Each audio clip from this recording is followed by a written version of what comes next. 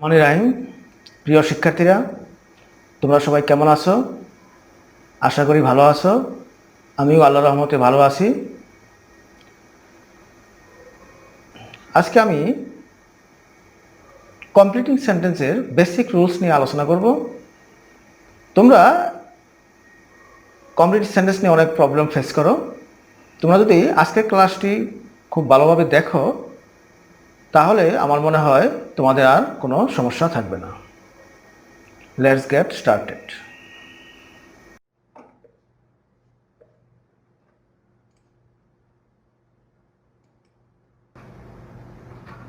প্রথমে আছে so dot dot that.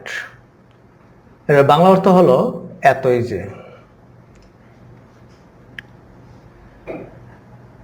এটা মনে রাখতে হবে যে সো দ্যাটের পরে সো ডট অফ দ্যাটের পরে ক্যান নট অথবা কুড নট হবে। তার মানে এখানে প্রেজেন্ট টেন্স থাকলে এখানে হবে ক্যান নট, আর যদি পাস্ট টেন্স থাকে তাহলে কুড নট হবে। উদাহরণ দেখো, দে আর সো পোর দ্যাট, তারা এত গরিব যে। এখন কি লেখা যায়? তারা এত গরিব যে তারা তাদের ছেলেমেয়েদেরকে স্কুলে পাঠাতে পারে না, খাবার কিনতে পারে না, এরকম অনেক কিছু লেখা যায়। তাহলে লেখা যায় they can not send their children to school, অথবা they can not buy food. আবার যদি এখানে থাকতো they were so poor that, তাহলে হয়ে যেত they could not send their children to school. 2 নম্বরে আছে সো দ্যাট অথবা ইন অর্ডার দ্যাট। এর বাংলা অর্থ হলো যাতে। স্ট্রাকচারটা এরকম, সো দ্যাট অথবা ইন অর্ডার দ্যাট থাকলে এরপরে সাবজেক্টের পরে ক্যান অথবা কুড অথবা মে অথবা মাইট বলবে। উদাহরণ দেখো, we go to school so that, we go to college so that, আমরা কলেজে যাই যাতে আমরা জ্ঞান অর্জন করি বা কোনো কিছু শিখতে পারি। So that we can learn, অথবা উই ক্যান গেইন নলেজ।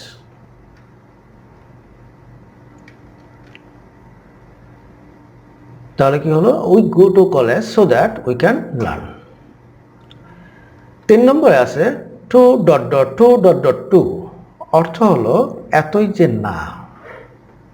তার মানে এটা নেগেটিভ অর্থ দেয়।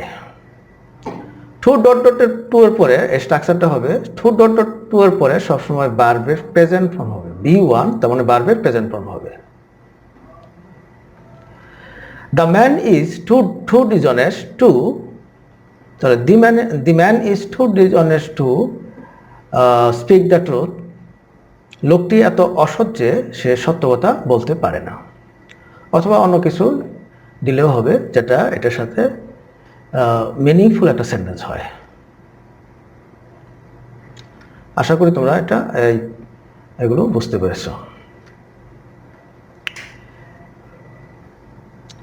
এরপরে আছে 4 নম্বরে আছে ডু অথবা অল ডু। দুটার মানে একই, এটার বাংলা অর্থ হলো যদিও। দো বাংলাদেশ ইজ স্মল কান্ট্রি, যদিও বাংলাদেশ একটা ছোট দেশ, এর জনসংখ্যা অত্যধিক, এটা লেখা যায় it has a huge population অথবা it has a large population. তার মানে দো যদি থাকে তাহলে দুইটা ক্লজ থাকবে এবং বিপরীতার্থক অর্থ দিবে। যদিও বাংলাদেশ একটি ছোট দেশ, এটার জনসংখ্যা অত্যধিক, ইট হ্যাজ এ লার্জ পপুলেশন। এরকম আরও অনেক সেন্টেন্স তৈরি করা যায়। দো he is poor he is honest, যদিও সে গরিব তথাপি সৎ। এরপরে 5 নম্বরে আছে ইনস্পাইট অফ অথবা ডিসপাইট, বাংলা অর্থ হলো সত্ত্বেও। ইনস্পাইট থাকলে অফ হবে আর ডিসপাইট থাকলে অফ হবে না, এটা তোমাদের মনে রাখতে হবে। ইনস্পাইট অফ হ্যাভিং রিচেস, সম্পদ থাকা সত্ত্বেও সে অসুখী, হি ইজ আনহ্যাপি, অথবা হি ইজ নট হ্যাপি। অথবা অন্য কিছু লেখা যায় he wants more and more, সে বেশি বেশি চায়।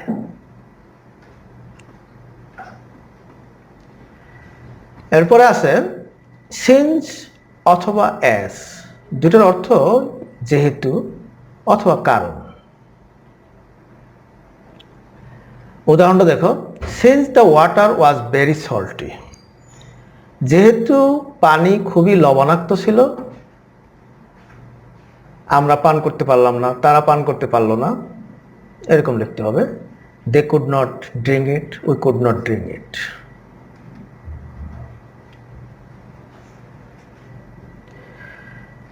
এরপরে 7 নম্বরটা দেখো, ইট ইজ টাইম অথবা ইট ইজ হাই টাইম, দুটোর অর্থ একই, এখনই উপযুক্ত সময়। ইট ইজ টাইম বা ইট ইজ হাই টাইম থাকলে এরপরে সবসময় পাস্ট ফর্ম হবে। এটা পরীক্ষা সবসময় থাকে, তোমাদের অবশ্যই মনে রাখতে হবে। ইট ইজ হাই টাইম অথবা ইট ইজ টাইম থাকলে আমরা পাস্ট ইনডিফিনিট টেন্স দিব, মানে ভার্বের পাস্ট ফর্ম দিতে হবে। We left the place, we change the decision, এরকম হবে। We change the decision. এরপর 8 নম্বরটা দেখো, সিন্স যদি মাঝখানে থাকে তাহলে এটার অর্থ হয়ে যায় হতে অথবা থেকে। বাংলা অর্থটা অবশ্যই মনে রাখতে হবে, না হলে তোমরা সেন্টেন্স কমপ্লিট করতে পারবে না। এখানে স্ট্রাকচারটা দেখো, সিন্সের আগে যদি প্রেজেন্ট টেন্স থাকে তাহলে হবে পরেরটুকু অংশ হবে পাস্ট ইনডিফিনিট। এখান থেকে পরীক্ষায় সবসময় একটা থাকে, তোমাদের অবশ্যই এটা মনে রাখতে হবে। উদাহরণটা দেখো, 5 years have passed since, 5 বছর অতিবাহিত হলো তার সাথে আমার দেখা হয়েছে বা আমি ঢাকায় এসেছি। Since I meet you last অথবা আই কেম টু ঢাকা, এরকম লিখতে হবে। সিন্সের আগে যেহেতু প্রেজেন্ট এখানে পারফেক্ট টেন্স আছে তাহলে অবশ্যই এখানে পাস্ট ইনডিফিনিট হবে। তাহলে হবে আই মিট ইউ লাস্ট অথবা আই কেম টু ঢাকা, এটা লেখা যায়। এরপরে যে নিয়মটা দেখো, রুলসটা, সিন্সের আগে যদি পাস্ট ইনডিফিনিট টেন্স থাকে তারপরে অবশ্যই পাস্ট পারফেক্ট হবে। It was 10 years since I had, এখানে শুধু পাস্ট পারফেক্ট লিখলেই হবে, I had meet you last অথবা হিজ ফাদার হ্যাড ডাইড অথবা I had meet you last. এই দুটোর থেকে একটা সবসময় পরীক্ষায় তোমাদের থাকে, তোমাদের অবশ্যই এটা ভালো মতো খেয়াল করতে হবে। এরপরে যেটা আছে সেটা দেখো, নো সোনার হ্যাড, এরপরে ডট ডট দেন, স্ক্যার্সলি হ্যাড, এরপরে হয় হোয়েন, হার্ডলি হ্যাড, এরপরে হোয়েন হয়। এটার অর্থ হলো কোনো কাজ করতে না করতেই বা হতে না হতেই। এই জিনিসটা তোমাদের মনে রাখতে হবে। নো সোনার হ্যাড যদি থাকে এরপরে দেন হবে, আর স্ক্যার্সলি হ্যাড থাকলে হোয়েন হবে, আর হার্ডলি হ্যাড থাকলেও হোয়েন হবে। No sooner had we reach the station, তার মানে হলো আমরা স্টেশনে পৌঁছতে না পৌঁছতেই, এখানে অবশ্যই দেন দিতে হবে যেহেতু নো সোনার হ্যাড আছে, দেন দ্য ট্রেন লেফট।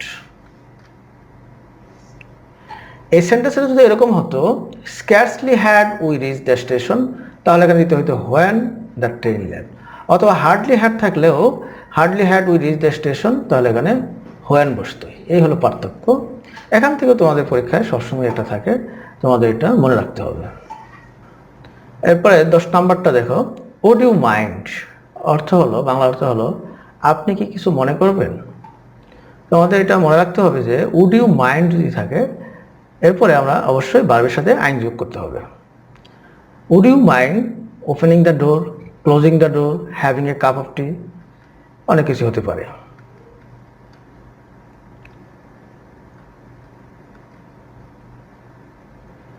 এরপরে 11 নাম্বারটা দেখো, অ্যাজ ইফ অথবা অ্যাজ দো, এর অর্থ হলো যেন। অ্যাজ ইফ এখানে স্ট্রাকচার আছে, অ্যাজ ইফ অ্যাজ দো এর আগে যদি প্রেজেন্ট টেন্স থাকে পরে হবে পাস্ট ইনডিফিনিট টেন্স, ঠিক সিন্সের মতোই। হি টকস অ্যাজ ইফ, সে এমনভাবে কথা বলে যেন সে সব কিছু জানে, হি নিউ এভরিথিং। অথবা হি নিউ নাথিং, সে কিছুই জানে না। তার মানে অ্যাজ ইফ যদি প্রেজেন্ট টেন্স থাকে এরপরে পাস্ট ভার্বের পাস্ট ফর্ম দিতে হবে, তাহলে হবে হি নিউ এভরিথিং। আর অ্যাজ ইফের আগে বা অ্যাজ দোর আগে যদি পাস্ট ইনডিফিনিট টেন্স থাকে তাহলে অবশ্যই পাস্ট পারফেক্ট হবে। হি প্রিটেন্ডেড অ্যাজ দো, সে এমন ভান করে যেন সে কিছুই জানে না, এরকম লিখতে পারো হি হ্যাড নোন নাথিং অথবা নাথিং হ্যাড হ্যাপেন্ড, এরকম লেখা যায়। সে এমন ভান করলো যেন কিছুই ঘটেনি। এই নিয়ম থেকে সবসময় পরীক্ষা একটা থাকে, অ্যাজ ইভ অ্যাজ ডু দিয়া। তোমাদের এই নিয়মটা অবশ্যই মনে রাখতে হবে। এটা যদি মনে রাখো তাহলে পরীক্ষাতে অবশ্যই একটা কমন পাবে। এরপরে আছে অ্যাজ সুন অ্যাজ, কোনো কাজ করতে না করতেই বা হতে না হতেই। উদাহরণটা দেখো, as soon as the police came, police আসতে না আসতে বা পুলিশ আসা মাত্রই চোর দৌড়ে পালালো, দ্য থিফ রেন অ্যাওয়ে।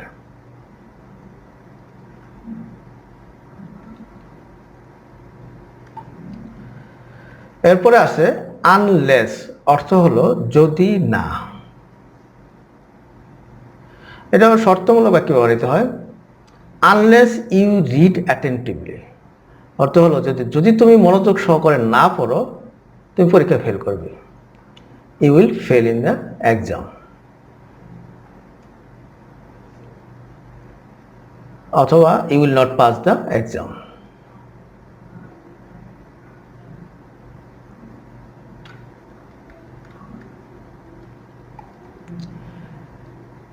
নাম্বারটা দেখো, লেস্ট অর্থ হলো যাতে না ঘটে।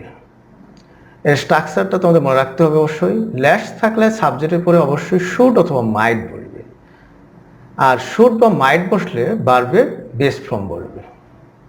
এখান থেকে পরীক্ষা সবসময় একটা থাকে, অবশ্যই তোমাদের এটা মনে রাখতে হবে।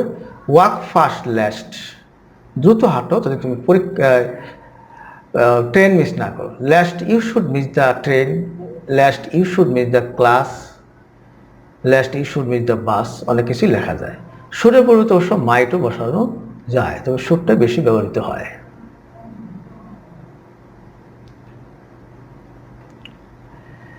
এরপর 15 নম্বরটা দেখো, আনটিল অর্থ যতক্ষণ পর্যন্ত না, আর টিল অর্থ হলো যতক্ষণ পর্যন্ত। তোমরা স্পেলিংটা একটু দেখো, আনটিল UNTIL, তোমরা অনেক সময় TILL লেখো, আসলে এখানে একটা এল হবে। স্ট্রাকচারটা হলো আনটিলের পরে সবসময় অ্যাফার্মেটিভ হবে, কারণ আনটিল এটা নেগেটিভ ওয়ার্ড, যতক্ষণ পর্যন্ত না, এখানে নট বসানো যাবে না। উদাহরণ দেখো, wait here until I come back, অথবা আনটিল ইট রেইনস। তাহলে লেখা যায় wait here until I come back, এখানে অপেক্ষা করো আমি ফিরে না আসা পর্যন্ত। আর টিল যদি থাকে তারপরে এরপরে অবশ্যই অ্যাফার্মেটিভও লেখা যাবে অথবা নেগেটিভও লেখা যাবে। স্টে হিয়ার, এখানে থাকো, till I finish my work অথবা I don't finish my work, দুইটার একটা লিখলেই হবে।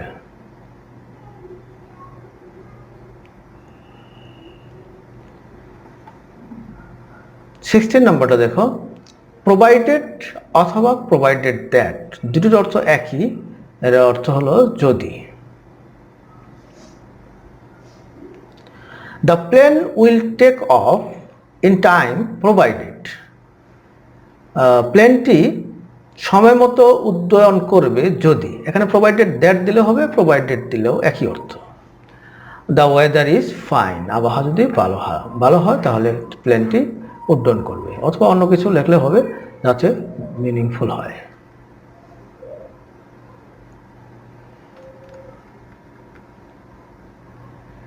এরপর বিকজ অফ অথবা on account of, owing to, due to, অর্থ হলো কারণে।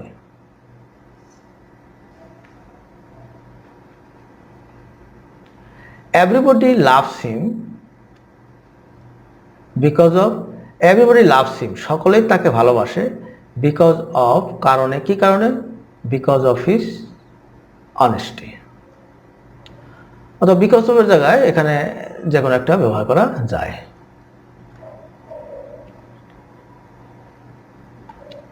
ইন কেস অর্থ হলো যদি। ইন কেস অথবা যদি। এখানে উদাহরণটা দেখো, I will carry an umbrella in case.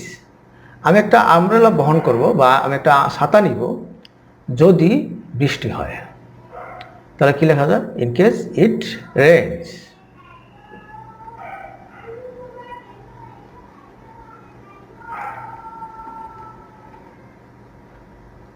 Nineteen নম্বরে দেখো, ইফ অর্থ হলো যদি।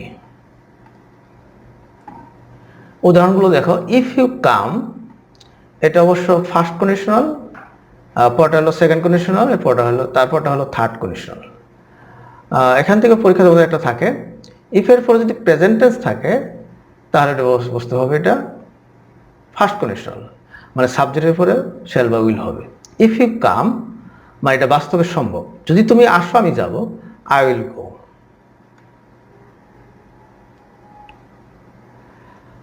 ইফ ইউ কেম, তুমি যদি আসতে, ইফের পরে যদি পাস্ট ইনডিফিনিট থাকে হয় তাহলে এখানে সাবজেক্টের পরে উড বা কুড বসাইতে হবে, এটা মনে রাখলেই হবে।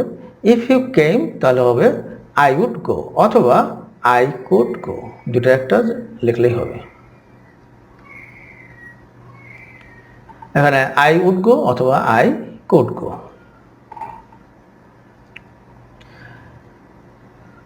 এটা হলো third conditional. If you had come, ইফের পরে যদি পাস্ট পারফেক্ট টেন্স থাকে তাহলে সাবজেক্টের পরে উড হ্যাভ অথবা কুড হবে। তাহলে if you had come I would have gone, if you had come I would have gone, অথবা if you had come I would have অথবা কুড হ্যাভ গান, দুটো একটা লিখলেই হবে। তাহলে if you had come I would have gone অথবা I could have গান। আশা করি তোমরা এই স্ট্রাকচারগুলো ভালো মতো বুঝতে পেরেছো। তোমরা এটা নিয়ে অনেক সময়ই প্রবলেম ফেস করো। তোমরা যদি এই ক্লাসটা মনোযোগ সহকারে দেখো ফার্স্ট টু লাস্ট, তাহলে তোমাদের কমপ্লিটিং সেন্টেন্সে আর কোনো সমস্যা থাকার কথা না। আজ তাহলে এ পর্যন্তই। তোমরা ভালো থাকো, সুস্থ থাকো। আল্লাহ হাফেজ। Thank you very much.